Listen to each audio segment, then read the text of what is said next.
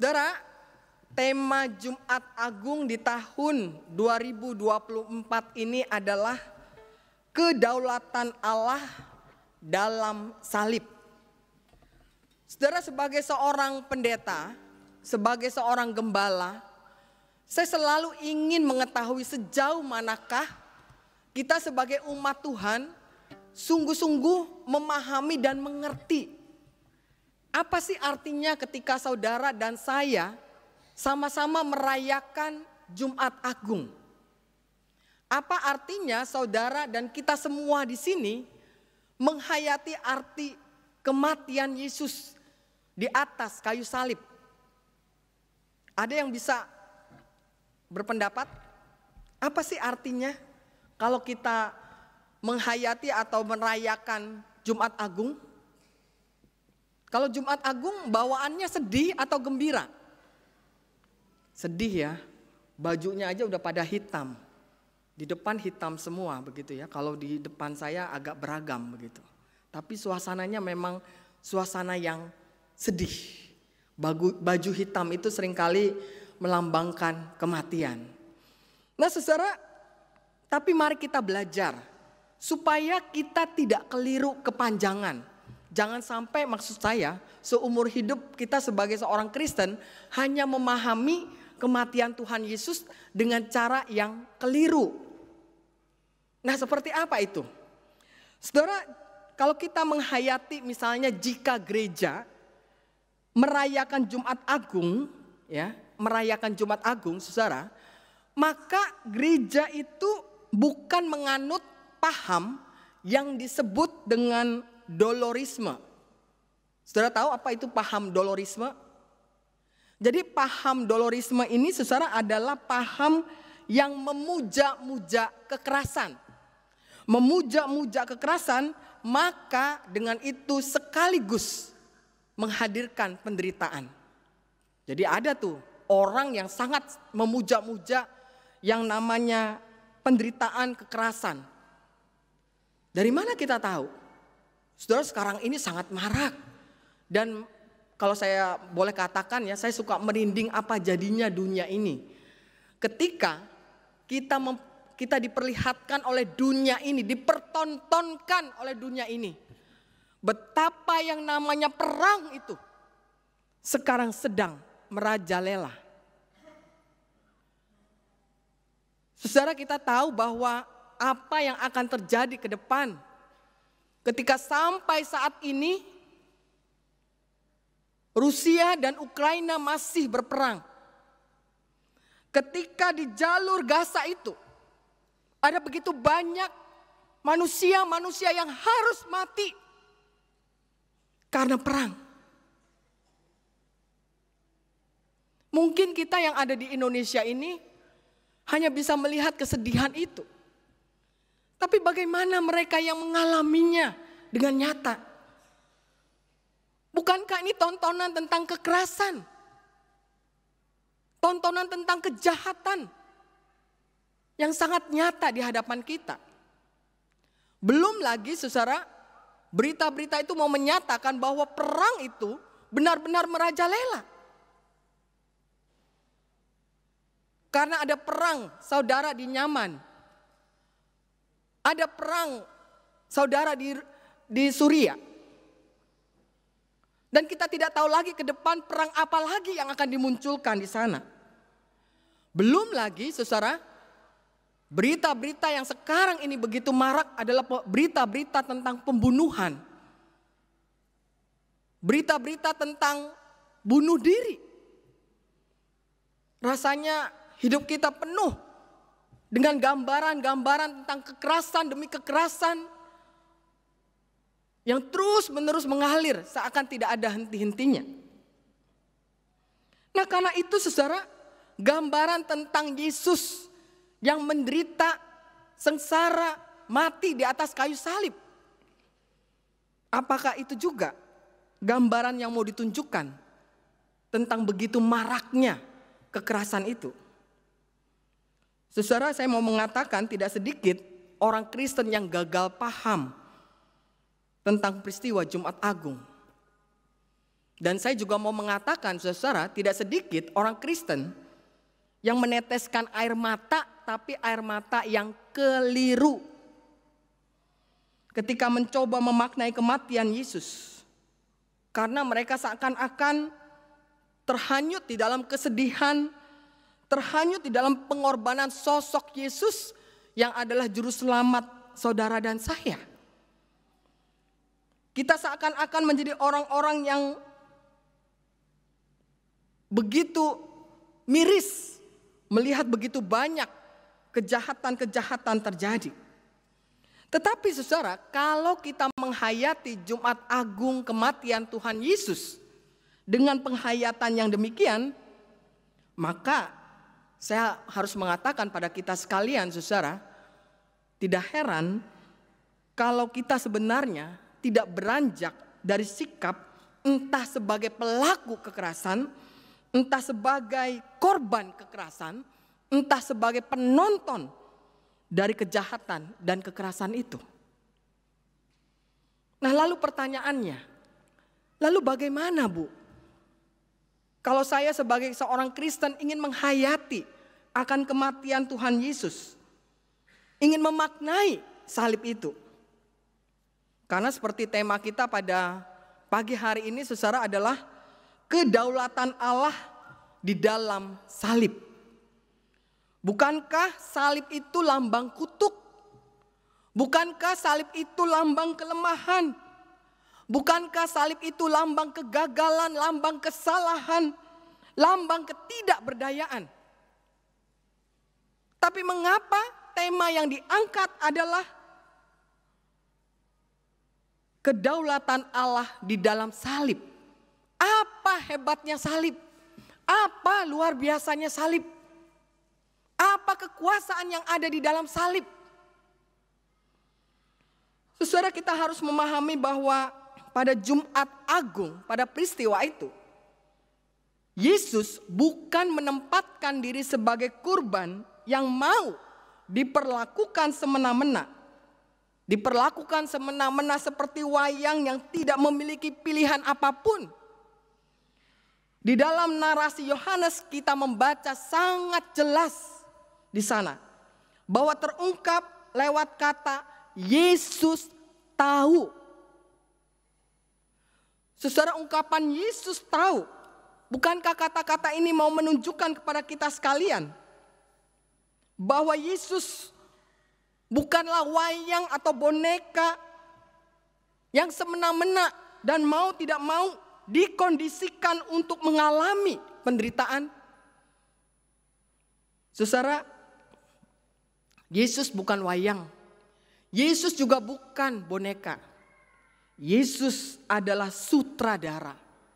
Yesus adalah dalang yang dengan rela justru memilih merengkuh penderitaan bagi dirinya sendiri demi keselamatan dunia ini. Dunia yang sudah penuh dengan kekerasan demi kekerasan. Yesus sendiri telah menderita dan mati di atas kayu salib. Penderitaan dan kematian Yesus di atas kayu salib justru ini, saudara, kematian, penderitaan Yesus di atas kayu salib justru membuka dan menunjukkan tabir siapakah Allah di dalam Kristus Yesus yang telah menyelamatkan kita. Karena tanpa salib, tanpa wafatnya, kita tidak akan pernah mengerti siapa Allah kita. Kita tidak akan pernah bisa menangkap identitas Tuhan di dalam hidup kita. Tanpa kematiannya, manusia tidak pernah dapat mendekat kepada Allah. Nah, saudara, karena itu adegan demi adegan yang tadi dibacakan di dalam Injil, perjalanan penyiksaan demi penyiksaan yang Yesus alami sampai kematiannya adalah adegan-adegan yang semakin lama menggambarkan hal-hal yang mengerikan. Karena kita melihat di sana sebelum Yesus dibawa ke Imam Agung, Yesus dibawa ke penjara di sana. Dan ketika di penjara itu, Yesus ditelanjangi, dipakaikan jubah ungu, dimahkotai dengan duri, bahkan diolok-olok dengan seruan, "Salam Raja orang Yahudi." Lalu dia diludahi, dia dipukul, dan tentara terus menerus menganiaya Yesus dengan sangat kejam sampai tidak terbayangkan. Mereka melepaskan semua kebencian, semua kebiadaban manusia kepada Yesus. Dengan demikian, saudara, Yesus menjadi bual-bualan dan objek dari kebencian, dari segala kekejaman dan kejahatan yang mampu dilakukan manusia kepada segala kehidupan. Jadi artinya ketika Yesus mengalami hujatan, hinaan, dianiaya, dipukul, membabi buta dan lain sebagainya itu adalah gambaran tentang kita, tentang manusia. Jadi tindakan tentara kepada Yesus sebenarnya mempresentasikan kepada kita tentang kekejaman terbesar yang mampu dilakukan manusia kepada sesamanya. Tetapi bukan hanya kepada sesamanya, kepada seluruh ciptaan yang ada. Baik itu binatang, tumbuh-tumbuhan, alam semesta. Kekejaman manusia menjadi realitas sehari-hari atas kehidupan ini. Jadi kalau kita perhatikan betapa mirisnya, mengerikannya apa yang dilakukan orang-orang Yahudi kepada Yesus pada saat itu, itulah mempresentasikan tentang kemanusiaan kita itu, kekejaman kita itu, kejahatan kita itu. Itulah kita. Dan setelah dari istana Imam Agung itu, Yesus dibawa ke hadapan Pilatus. Dan Pilatus menyaksikan Yesus yang penuh luka dan derita. Dan pada saat itulah Pilatus mengatakan, "Ecce homo." Artinya, lihatlah manusia itu. Ecce homo itu, lihatlah manusia itu. Sebenarnya ini direfleksikan sangat indah oleh Joseph Ratzinger.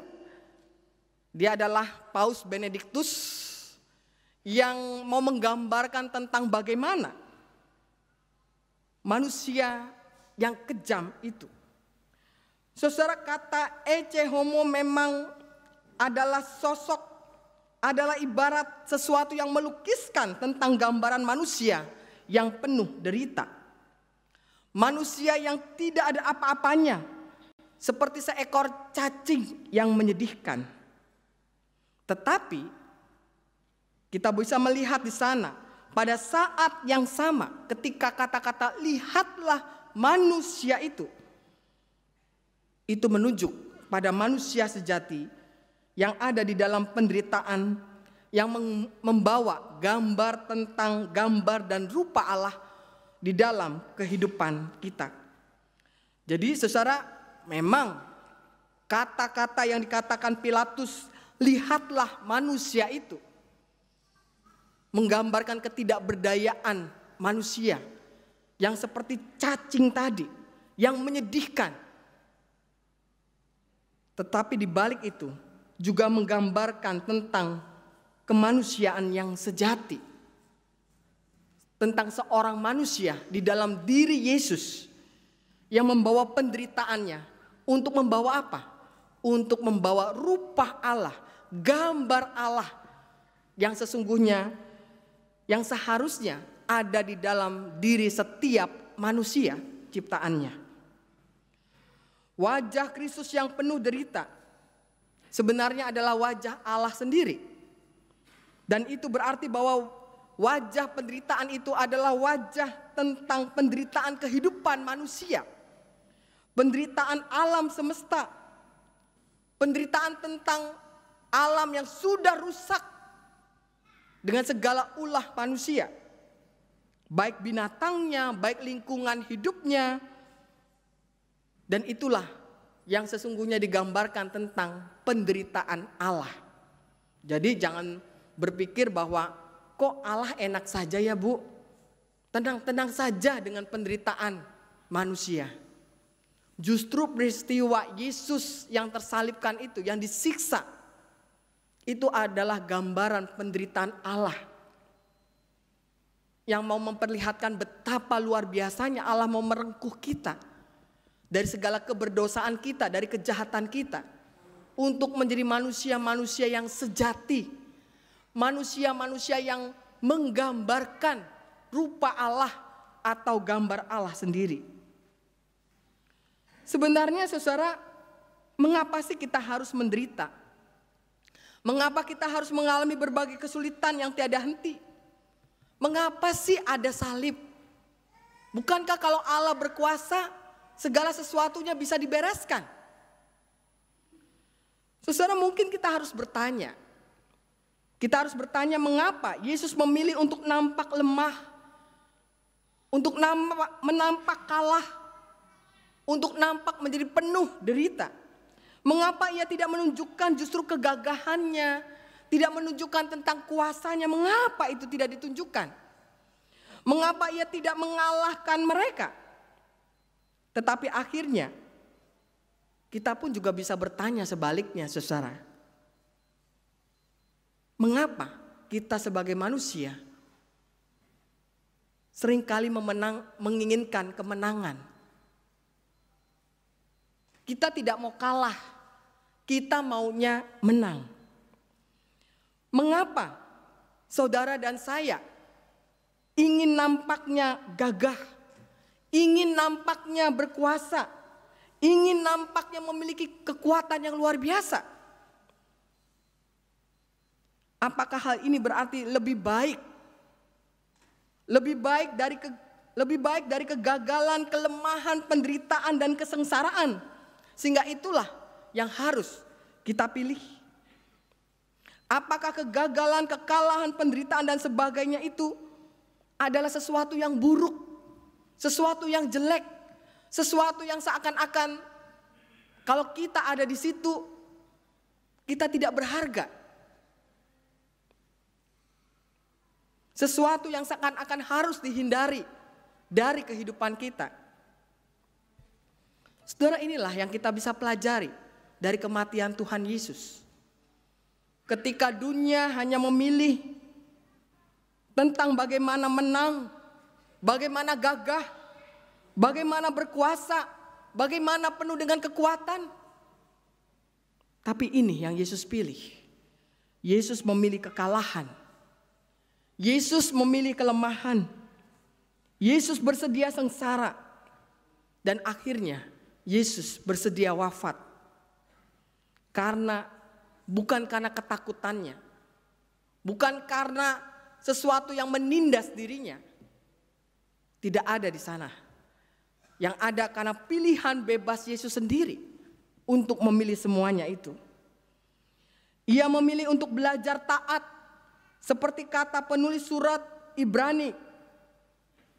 Ia adalah sosok yang mengandalkan Allah, yang akan mengaruniakan pada setiap orang kekuatan di dalam hidupnya. Ia memilih hanya untuk melakukan kehendak Bapanya, melakukan pekerjaan-pekerjaan yang Bapanya lakukan. Dan dengan itu ia mendapatkan kemuliaannya, yang nantinya pun dia akan dimuliakan.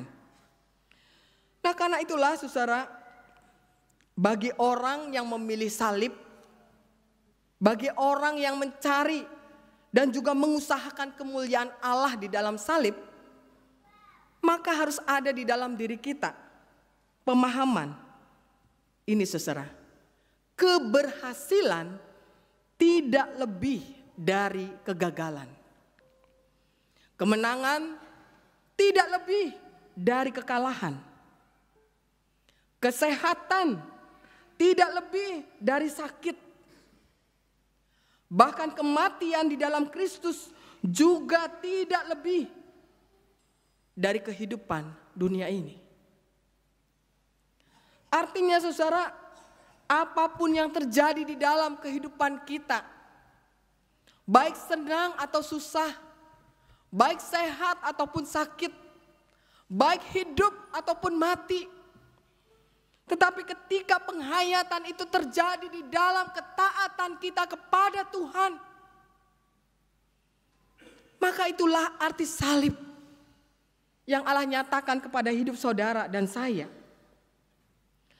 Tentu pertanyaan mengapa ada salib memang tidak mudah untuk dijawab dari segi logika kita. Tetapi setidaknya ada jawaban buat kita. Seorang sastrawan Jerman bernama Goethe, dia mengatakan demikian, saudara, bahwa hanya penderitaan